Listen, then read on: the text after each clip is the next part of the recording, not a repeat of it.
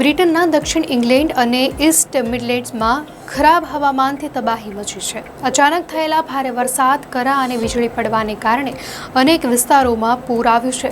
આકાશમાંથી 400 જેટલી વીજળી પડવાની ઘટનાઓથી લોકો ભયભીત થયા છે.